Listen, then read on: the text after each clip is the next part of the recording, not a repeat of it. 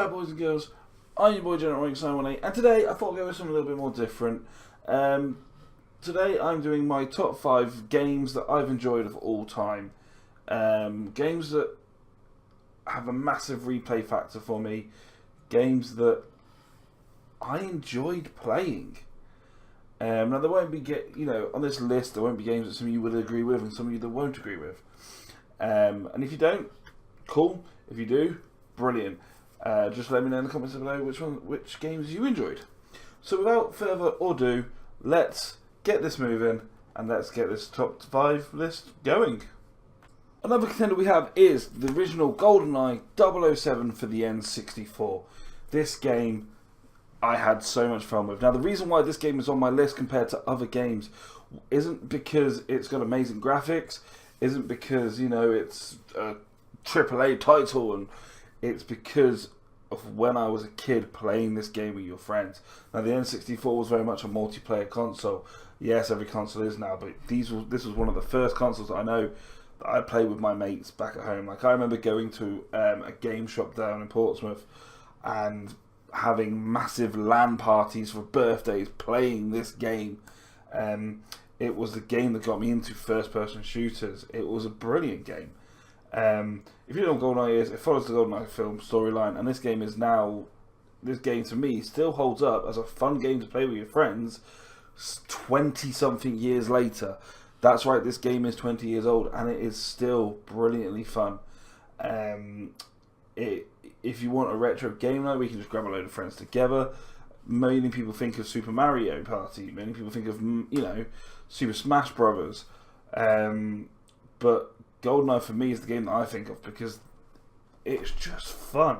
There has never been so much anger between a group of friends when you run around a corner and annihilate them. Especially in these, at that moment, modern graphics, but now, not so much. So here we have Saints Row the Third. This game was a great game to play. Now, if you want an idea of what Saints Row the Third is, think of GTA 5 and then someone who's really able to take the mick out of it. This game was stupidly silly. It weirdly had a great story, but it was very comical playthrough. It was very taking the piss, it felt like. The takedowns you could do on people were amazing. The weapons were ridiculous. You didn't feel like you were playing a serious game, as you can see in the footage right now. You felt like you were playing for fun. So when you kill a load of enemies, it wasn't tactical. You could just run in with a big ass weapon and just annihilate them, or you could have a bit of fun. You could drive around in silly, ridiculous cars. This game made me excited to play it because I didn't have to feel like I needed to do something, if that made sense. It had a massive pick up and put down factor for me. So like, I could pick up the game one day, bash it out for a few hours, put it down, leave it 2 weeks, pick it back up 20 minutes later, pick up 2 weeks later, play it for 20 minutes, and still have as much fun as I had the first time I played it. It wasn't a game that got boring, if that makes sense. And to be fair, I am still playing this game at points today. So another game from yesteryear is the classic Spyro the Dragon. This was another one of the very first games I played on PlayStation 1. If you know what Spyro the Dragon is, you're a little dragon called Spyro, and you've got to go around and try and save the other dragons who have been put under a spell by, defeating bosses and collecting gems and, normal dealio when you play games like this. The reason,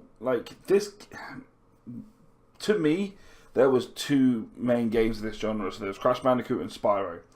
And as much as I loved Crash Bandicoot, which I did, Spyro was the game for me. I believe this was my first open world-esque game.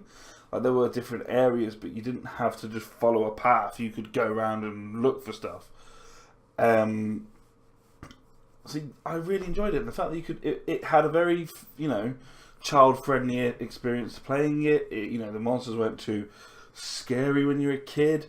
It was family-friendly, and it had a comical side to it. It wasn't taken too seriously. It was just fun. The game I have for you guys is the old school classic fighting game for me anyway, Tekken 4. Tekken 4 was the beat 'em up game of my past. I loved the Tekken games, loved playing it with family, loved playing it with friends. It had a great roster of characters that could do different martial arts styles, which was amazing. It was a fighting game that didn't use weapons, apart from when you use Mitsu, but he's crazy, so no one cared. It was a great game. Now, Tekken 4 was hard for me to pick, because I loved all the Tekken. I do love all the Tekken games. The only reason why I like Tekken 4, the graphics felt. It was the first Tekken game in my eyes that the graphics felt realistic-esque. Not compared to now, but when you had Tekken 2 where it was very cubey, this one felt more rounded off, which was great. Eddie Gordo was my favourite. His capoeira style was brilliant. You know, you had all these different fighting styles coming up against each other, which made this a really interesting and fun game to play. And when you can beat your mate 4 or 5 times in a row and they get raging, it's a massive bonus. Finally, my top game is Assassin's Creed 2. You play as the protagonist Ezio Auditore. I have been trying to say that all day. As he plays as an assassin who goes up against the Templars, and you travel all over Italy and Venice, and this game to me was brilliant. Now I know there was Splinter Cell brought out before this, but this was a far more fun, sneaky espionage kind of game. You used your assassin skills to kill people. You hid on benches and going to wait for them to walk past.